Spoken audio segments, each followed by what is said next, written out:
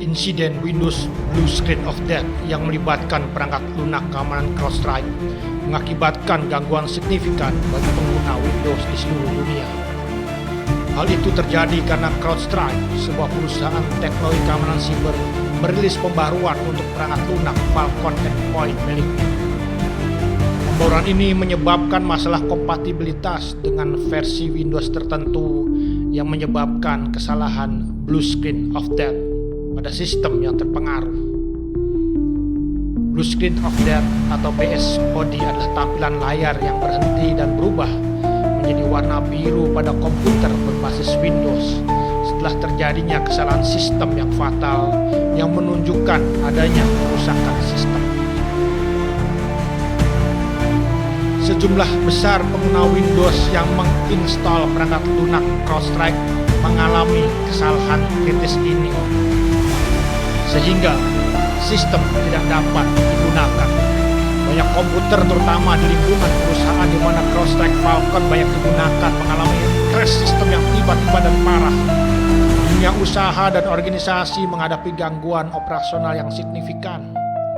Karyawan tidak dapat mengakses sistem kerja mereka sehingga menyebabkan penundaan dan hilangnya produktivitas.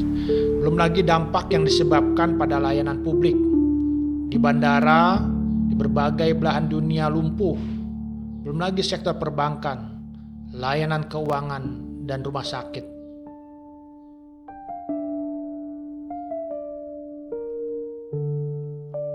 Insiden ini juga besar mengakibatkan kerugian finansial bagi bisnis karena hilangnya produktivitas, biaya tambahan dukungan teknologi informasi akibat problem ini, dan potensi upaya pemulihan data.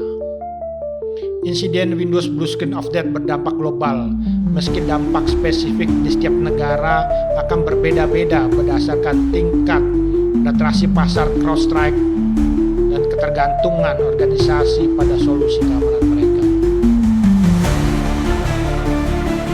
Indonesia sebagai negara berkembang pesat dengan ketergantungan yang makin besar terhadap teknologi digital dan solusi keamanan siber juga terdampak insiden BSI Blue Screen of Death. Warga digital dimanapun berada, yuk kita bahas lumpuhnya komputer dunia ini dalam episode Republik Digital kali ini. Masih bersama saya, Heru Sutadi.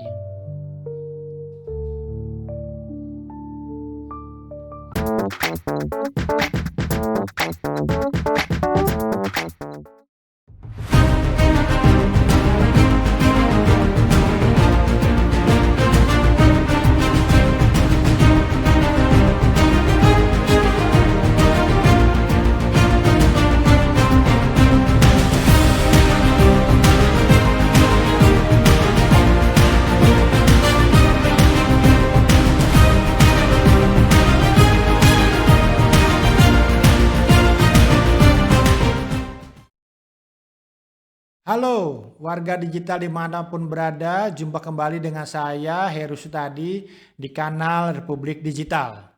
Di kanal ini kita akan banyak membahas mengenai perkembangan dan pemanfaatan digital di tanah air dan juga dunia.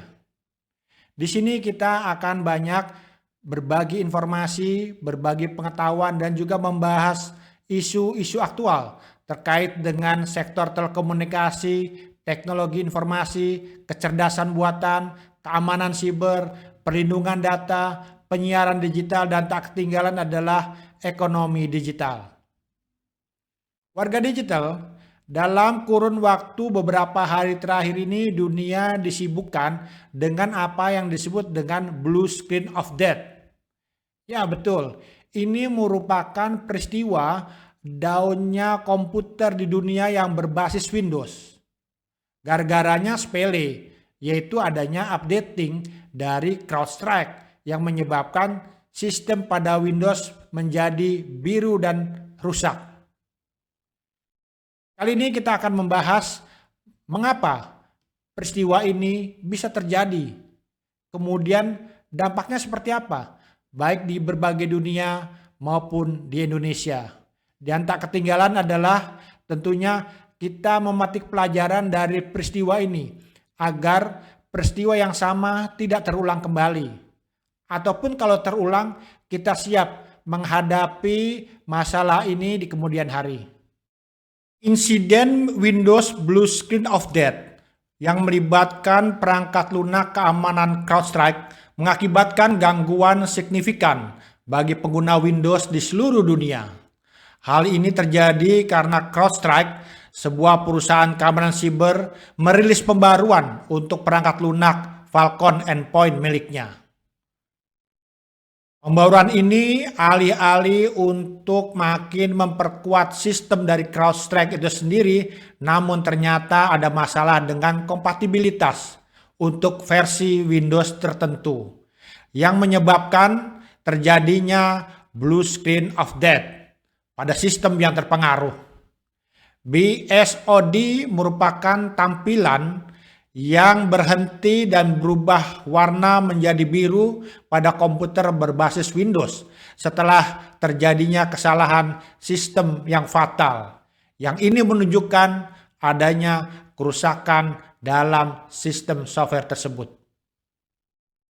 Sejumlah besar pengguna Windows yang menginstal perangkat lunak CrowdStrike mengalami kesalahan kritis ini, sehingga sistem tidak dapat digunakan. Banyak komputer, terutama di lingkungan perusahaan yang menggunakan CrowdStrike Falcon, mengalami crash secara tiba-tiba dan tentunya mati.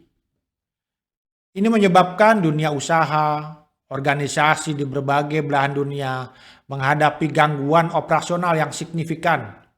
Karyawan tidak dapat mengakses sistem kerja mereka yang down, yang mati, sehingga menyebabkan terjadinya penundaan kerja dan juga bahkan hilangnya produktivitas.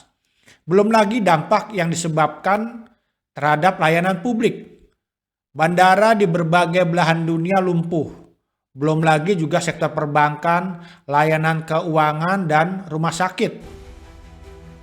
Dalam tinjauan awal pasca insiden CrowdStrike, disampaikan laporan mengenai pembaruan konfigurasi konten yang berdampak pada sensor Falcon dan sistem operasi Windows yang kita sebut dengan Blue Screen of Death. Di sini dirinci investigasi lengkap versi CrowdStrike lewat analisis akar penyebab dari BSOD. Dalam dokumen ini disampaikan hal yang spesifik dan teknis. Namun, CrowdStrike menyampaikan bahwa telah menggunakan terminologi umum untuk mendeskripsikan platform Falcon agar lebih mudah dibaca. Lalu apa yang terjadi? Menurut CrowdStrike, pada hari Jumat 19 Juli 2024 pukul 04.09 UTC atau sekitar 11:09 waktu Indonesia bagian Barat, sebagai bagian dari operasi reguler, CrowdStrike merilis pembaruan konfigurasi konten untuk sensor Windows guna mengumpulkan telemetri tentang kemungkinan teknik ancaman baru. Pembaruan ini merupakan bagian rutin dari mekanisme perlindungan dinamis platform Falcon. Pembaruan konfigurasi konten respon cepat yang bermasalah mengakibatkan sistem Windows crash. Sistem yang terkendala adalah bagi pengguna Windows yang menjalankan sensor versi 7.11 atau yang lebih tinggi, yang online antara Jumat 19 Juli 2024 pukul 4.09 UTC hingga Jumat 19 Juli 2024 pukul 5.27 UTC dan menerima pembaruan. Sistem operasi yang digunakan pada Mac dan Linux tidak terpengaruh. Disebutkan, meski begitu, cacat pada pembaruan konten telah diperbaiki pada Jumat 19 Juli pukul 5.27 UTC. Sistem yang online setelah itu atau tidak terhubung selama masa tersebut dikatakan tidak terpengaruh. Lalu apa yang salah dan mengapa? Dijelaskan CrowdStrike, Memberikan pembaruan konfigurasi konten keamanan ke sensor dalam dua cara. Konten sensor yang dikirimkan bersama sensor secara langsung dan konten respon cepat yang dirancang untuk merespon perubahan lanskap ancaman dengan kecepatan operasional. Masalah pada hari Jumat melibatkan pembauran konten respon cepat dengan masalah yang tidak terdeteksi. Ditegaskan, peristiwa pada Jumat 19 Juli 2024 tidak dipicu oleh sensor konten yang hanya hadir dengan dirilisnya sensor Falcon yang diperbarui. Pelanggan memiliki kendali penuh atas penerapan sensor yang mencakup konten sensor dan jenis template. Dalam hal konten respon cepat, dikirimkan sebagai pembaruan konfigurasi konten ke sensor Falcon. Ada 3 sistem utama: sistem konfigurasi konten, penerjemah konten, dan mesin deteksi sensor.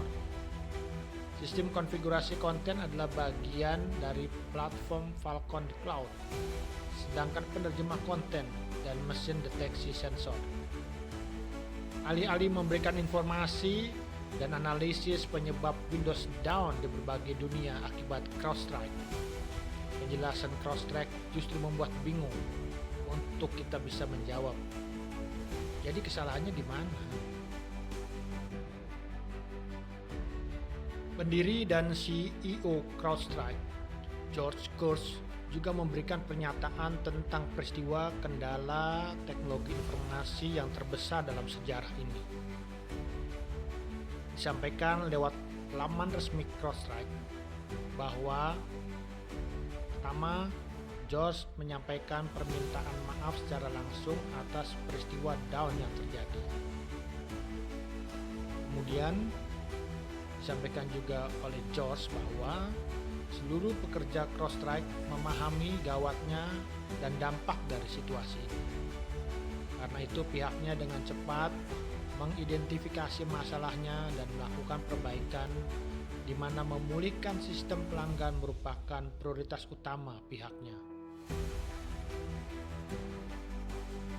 Diakui bahwa crash yang terjadi disebabkan oleh cacat yang ditemukan pada pembaruan konten Falcon untuk pengguna Windows, di mana sistem operasi pada Mac dan Linux tidak terpengaruh. Kemudian juga ditandaskannya bahwa ini bukanlah serangan siber. Namun George juga seolah meyakinkan bahwa CrowdStrike beroperasi secara normal dan masalah ini tidak mempengaruhi sistem platform Falcon dan tidak ada dampak terhadap pelindungan apapun jika sensor Falcon dipasang. George juga mencoba meyakinkan bahwa tidak ada yang lebih penting bagi dirinya selain kepercayaan dan keyakinan yang diberikan pelanggan dan mitra pada CrowdStrike. Katakannya pihaknya menyelesaikan insiden ini dan berkomitmen untuk memberikan transparansi penuh tentang bagaimana hal ini terjadi dan langkah-langkah yang diambil untuk mencegah hal seperti itu tidak terjadi lagi. Walau soal dampak cacatnya pembaruan CrowdStrike hanya soal sepele, namun kita bisa lihat bahwa dampak yang timbulkannya tidaklah sepele. Sistem komputer dunia berbasis Windows crash. Senada dengan apa yang disampaikan CrowdStrike, Microsoft menyampaikan bahwa pada tanggal 18 Juli, CrowdStrike, sebuah perusahaan keamanan siber independen, merilis pembaruan perangkat lunak yang mulai mempengaruhi sistem teknologi informasi secara global. Dikatakannya, meskipun ini bukan insiden Microsoft, mengingat hal yang terjadi mempengaruhi ekosistem dari Microsoft, kemudian mereka memberikan informasi tentang langkah-langkah yang telah diambil bersama CrowdStrike dan sejumlah pihak untuk memperbaiki serta mendukung pelanggan mereka. Adapun langkah-langkah yang diambil, yang pertama itu adalah mendukung CrowdStrike untuk mengotomatisasi pekerjaan mereka dalam mengembangkan solusi. CrowdStrike telah merekomendasikan solusi untuk masalah ini dan juga telah mengeluarkan pernyataan publik. Petunjuk untuk memperbaiki situasi pada Windows Endpoint juga telah diunggah di Windows Message Center. Kemudian juga telah diterjunkan ratusan teknisi dan pakar Microsoft untuk bekerja langsung dengan pelanggan guna memulihkan layanan. Tak ketinggalan adalah berkolaborasi dengan penyedia cloud dan pemangku kepentingan lainnya termasuk Google Cloud Platform dan Amazon Web Services untuk berbagi kesadaran tentang status dampak yang dilihat di seluruh industri ini dan di seluruh dunia, serta menginformasikan percakapan yang sedang berlangsung dengan CrowdStrike dan pelanggan. Kemudian juga dengan cepat mengunggah dokumentasi dan skrip remediasi manual, dan yang tak ketinggalan adalah memastikan pelanggan mendapatkan informasi tentang status terbaru insiden melalui Azure Status Dashboard. Disampaikan oleh Microsoft, saat ini diperkirakan pembaharuan CrowdStrike mempengaruhi 8,5 juta perangkat Windows atau kurang dari 1% dari semua mesin Windows.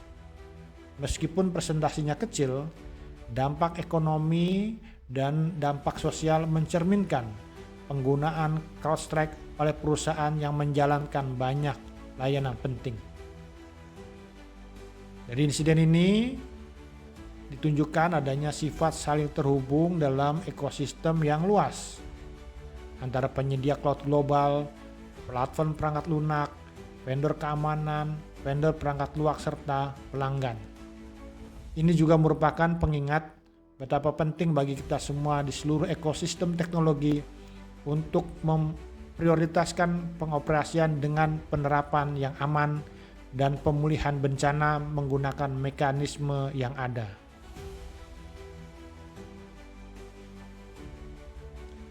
Ya, kalau disampaikan Microsoft, memang diakui adanya dampak yang sangat luas. Tidak hanya di banyak industri, tapi juga menyangkut 8,5 juta perangkat Windows. Mari kita lihat apa dampak yang terjadi akibat blue screen of death ini di berbagai negara. Dampak dari blue screen of death memang berbeda-beda di tiap negara, tergantung bagaimana negara tersebut menggunakan perangkat lunak CrowdStrike dan juga sistem keamanan mereka seperti apa. Tapi kalau kita lihat dari berbagai berita yang ada dan menyeruak, disebutkan bahwa hampir semua negara terkena yang kita sebut dengan blue screen of death. Ada negara yang tidak terkena, katakanlah China dan Rusia. Tapi banyak negara lain yang memang terkena dampak dari BSOD ini.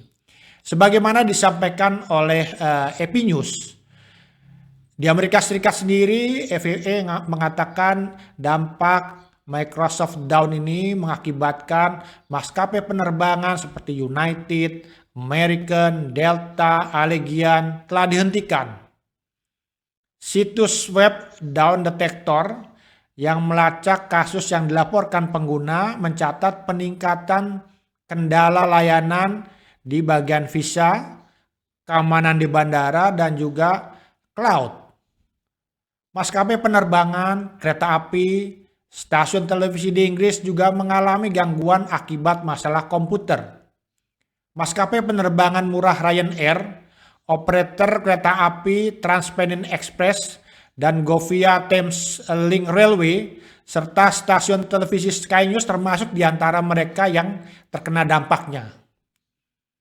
Dampak juga dirasakan di Edinburgh, Scotland, di mana terjadi gangguan di bandara Edinburgh yang menyebabkan adanya waktu tunggu menjadi lebih lama dari biasanya.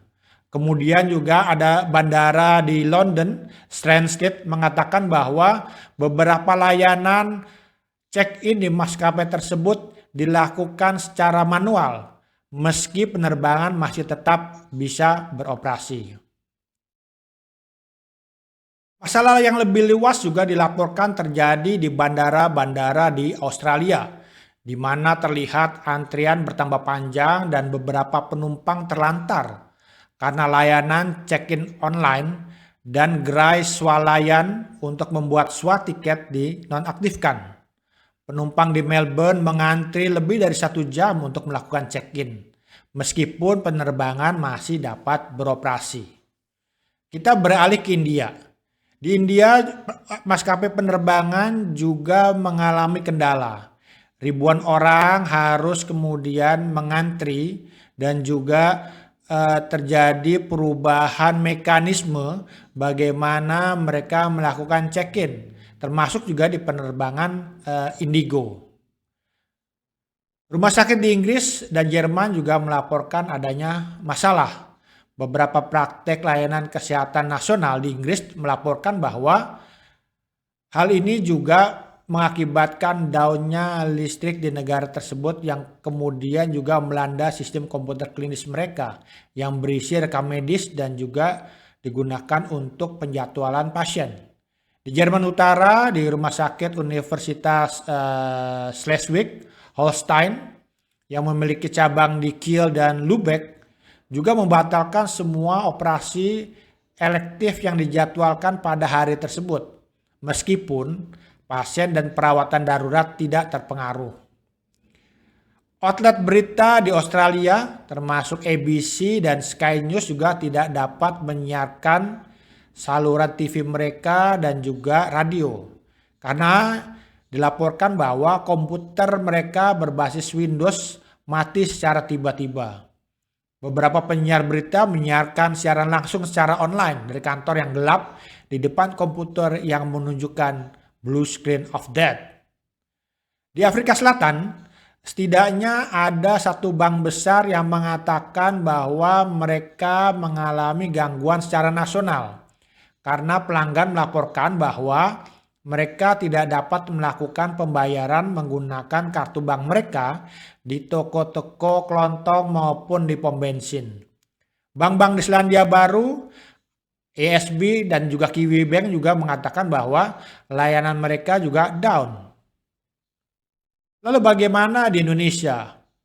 Di Indonesia disebutkan di awal tidak banyak laporan tentang down yang disebabkan oleh kejadian blue screen of death terhadap layanan-layanan publik. Namun kemudian perkembangan yang disampaikan ternyata berbeda. Angkasa Pura II selaku pengelola 20 bandara di Indonesia mengatakan maskapai Citylink, Scoot, dan Indigo terdampak Microsoft down. Dikatakannya bahwa maskapai yang terkait telah menjalankan sejumlah penyesuaian dalam memproses keberangkatan penumpang pesawat. Selama terjadi gangguan sistem IT pada beberapa maskapai tersebut, proses check-in penumpang pesawat dan bagasi dilakukan dengan manual oleh personel maskapai, khususnya bagi maskapai yang mengalami gangguan sistem IT.